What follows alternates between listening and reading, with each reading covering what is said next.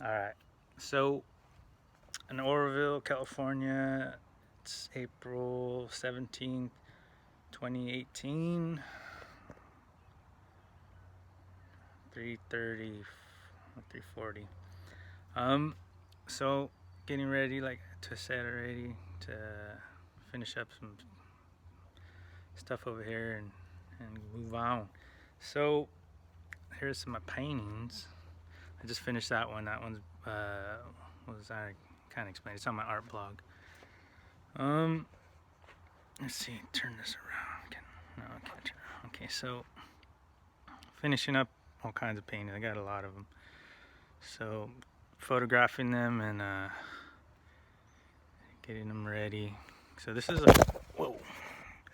So this is like oh, I can't see this. It's hella sunny. Okay, so there's like 20-30 paintings here. These are the reminiscence of pretty much all my paintings other than a few large ones in the storage unit. So what I'm trying to do is get them finished and ready to either paint them somewhere else with small brushes and small, like in a smaller place outside my house, my old grandma's old house, and the ones that are finished, get them ready and basically so I can approach some galleries, so I can move on with new work. So thought I wasn't recording for a second. So today I'm going to make some videos. Actually, I wanted to talk about something. What did I want to talk about? I wanted to talk about my art life. Let's do a video blog since I've already been wanting to do a few different ones, but I'm trying to figure out which ones are important. So I'm in Oroville, like I said, some trailer that not too bad, but yeah, man, it's trippy because how life will like you get to. There's like a lot of different roads. Anyway, so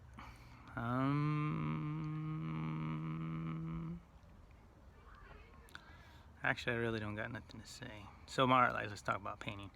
So I started drawing, and like I said, it kind of runs in my family. And then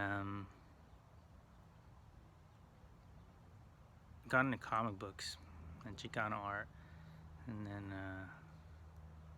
because my family, I personally wasn't into doing Chicano style, but I grew up on it. My uncle David, my dad's younger brother, used to always come to our house and do murals and stuff there in my house, and so that was influential. You know, I got to see somebody actually draw in front of me. And then comic books. My brother got into comic books. We always had like toys and like cool toys, He-Man and all this cool stuff. And then we had you know, cartoons and stuff. So he started getting comic books, and I was like, hey, what's that? And so I started getting comic books, and then and they were really cool. They were like fell in love with comic books. I fell in love with books, but I fell in love with comic books. The stories, reading the Ninja Turtles, and then it was when the Ninja Turtles first came out, the black and white, more violent. It was pretty like, you know, they were blood, and it was black and white, but it was still pretty. You know, Shredder died at the first issue. So, then X-Men. My brother was getting Uncanny X-Men with Chris Claremont and John Romita Jr. So I was like, what? And but you know, we collected different comic books so we wouldn't get mixed up which comic books are whose. And so I started getting X Factor, and then the mutants, and then there was, you know, all of them really, like Captain America, and he used to collect Spider-Man kind of. Like we'd always pick like, okay, you get this one. Like he would say Avengers, but he never even got no Avenger books, and then I would get the West Coast Avengers. So I was getting all the secondary books, but they were still cool and they were still good books. DP7, all that stuff. So I started drawing. I asked my uncle to draw this stuff for me, and then he wouldn't finish it. So then he was like, "Why don't you finish it?" And then, so I started drawing. Me and my brother used to have drawing contests and all that stuff. So we got into drawing like that, superheroes, looking at books, and then I would draw from like women magazines like Vogue, or you know, like somehow a fashion magazine there would be there from school or something. I don't know where I got it from, but so I was like, oh, and so I started drawing realism from the beginning. Really, like I remember looking at my dad one day and before school or something, or after school, and I was like, eh, and so I started drawing in the living room, and it looked like him, and everyone's like, hey, it looks like him. So pencil, and then I learned how to, you know, ballpoint pen, and then, you know, everything was cheap. And then I started college, junior college, and that's when I got into painting. And painting was interesting because, you know, I always liked like the famous painters, but I wasn't like never painted. So watercolors and stuff, but never like painted, and always cheap stuff. Even the paper was cheap. And so when I got into college, junior college, like the drawing class, you know, they would make you get the good pencils and the good erasers and the good paper. So I had to learn it like that, and then and it was amazing. I was like, whoa, this is like, it looks professional. It looks like even just like one line on the paper would look professional, because you always look at like stuff in galleries, or you know, people that hang their art places, and it's like, whoa, that looks better than my drawing. Why, you know, like basically kind of how did they do that? And then once you get the nice stuff, and then you drew the drawing, like the line, even just like a line, like what I've learned is like an instrument. Like when you hear people play music and it sounds so wonderful, it's like, wow, how does that sound great? And then I picked up like a really nice instrument, like a, you know, Martin, that was like amazing at a music store. Actually, a friend of mine had one, and then I picked one up at the music store just to strum it, and it was just an amazing sound. I mean, it was just one chord out, but it just sounded amazing. And that's when I realized, like, oh, it really does matter, like what kind of equipment you have, you know, as far as professional sounding stuff, not artistically or creatively, but really like. I mean, you know, the people say, you know, the guy can make a $10 guitar sound like $1 million, and that's relevant. But yeah, you know, as a professional musician or artist, you know, to learn that stuff is really important. So so then I started painting, and then after painting, I just started, you know, kind of abstract realist, not really super realism, but I was just kind of painting ideas. It was just like a, you know, like a running around with no direction. It was like, whoa, what is all this stuff? You know, you can do anything. So it was just, so the first paintings were, I don't know, I just found a little thing through my scrapbook, and it was like my first art show at Tamori. It was like in my senior year or junior, I don't know, senior year in high school. I was in the continuation school, and the teacher from Oroville High, I was going to Vogue, it was a place called Vogue, so I missed too many days or whatever, and then blah blah blah. So I ended up at the school that was like, it was whatever. And then but they were cool with me, and I was always getting good grades and stuff, and then they let me take sixth period. I would walk down to the school, which was not too far, the high school, the other high school because I was going LP for a couple of years, and then went to that school my senior year, and sixth period, Mr. Tamori, he was like, I don't know if he was full Japanese or what, but he was a really cool teacher. He would always like be cool with me and like let me do cool projects, draw kind of. Gave me good pointers. Like he was like, because I was into comic books and I was like, hey, I wanna, I needed to learn how to use ballpoint, fountain pen. And he's like, you know what, like you can use whatever material to ink it. You don't have to do what they say as long as it looks good. So it kind of made me understand, like, help me with materials and the idea of art. And, he wasn't really like forcing any ideas of this is what art is, or he was just letting me do whatever I wanted. It was high school class, so it wasn't a big deal. But it was funny because there was two girls I met there. There was this one girl, blonde girl, Heather Kosloff, and then this other girl, what was her name? I can't remember her name. Her and her sister, her older sister, started hanging out with us. But super gorgeous girls. Like, I was hanging out with the stoners and like, you know what I mean? Like, so the one girl was like a cheerleader, and so we'd make out in class. And then the other girl was just hanging out, and then we ended up like hanging out after high school ended or whatever. So I just remember that, and then anyway, that's not even important, but that was like pretty cool class, that Mr. Tamori. And then I ended up doing an art show there once I started college.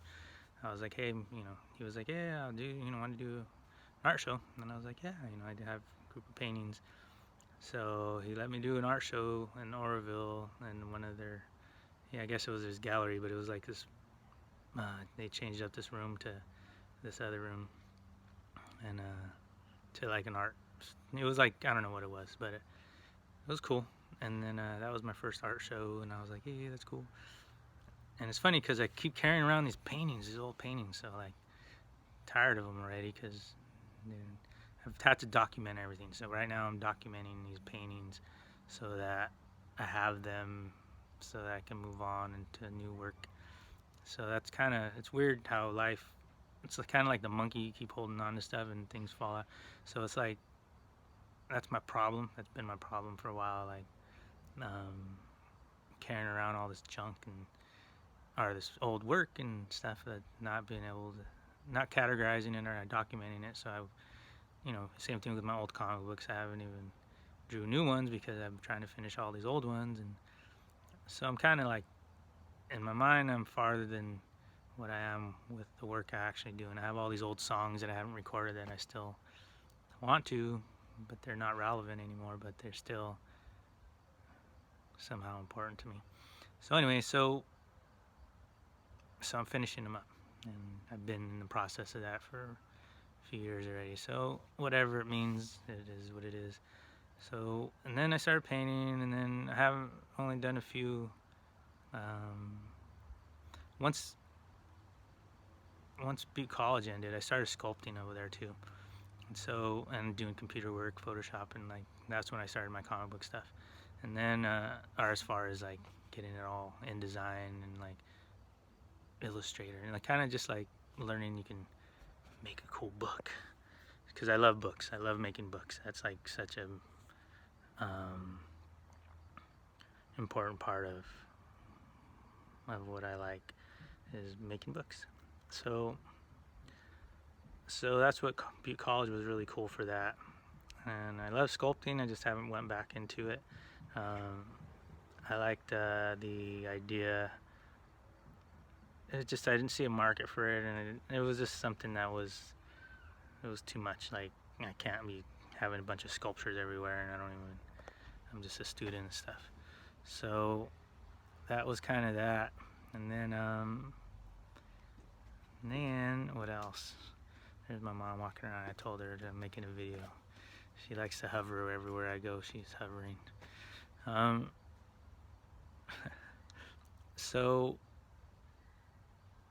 So yeah, so after all this arts life, and then music was always an important part of my work. But what was it? So painting, and then I started doing murals. Somehow, like I started doing some window painting for like the holidays and get paid during college life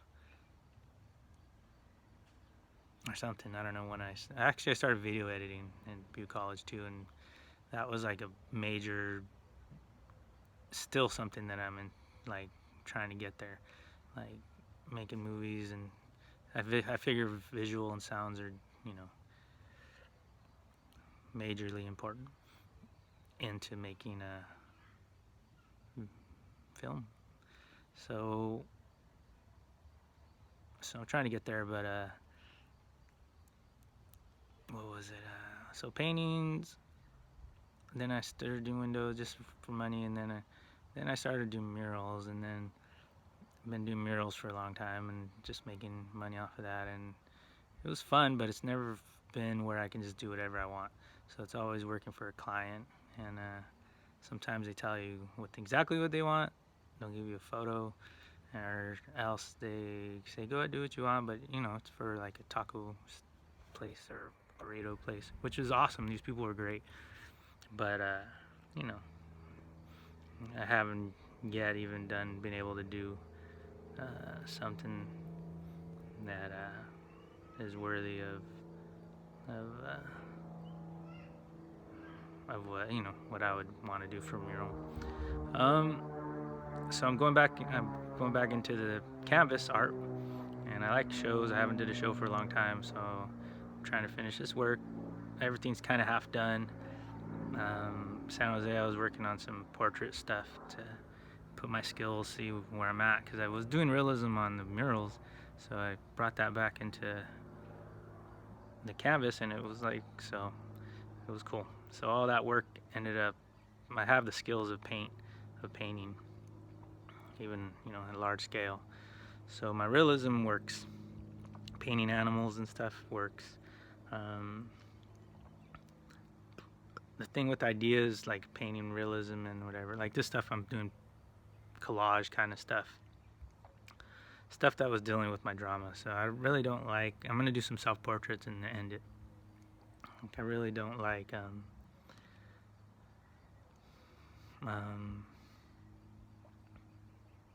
storytelling in my paintings right now. You know, I like to paint, I like to experiment, I like animals, I like nature, but I don't want to do any more self-portrait stuff after this. After I finish these canvases, which I'm gonna, and then I want to do something different. Even with my comic book work, I don't really care for drawing everything out. So we'll see. I'm kind of separating the art forms, and but I kind of, they're all kind of together right now. But I'm gonna just finish up these canvases. So I'm gonna be making some videos today of me painting these canvases and explaining. So this is part one. Cheers.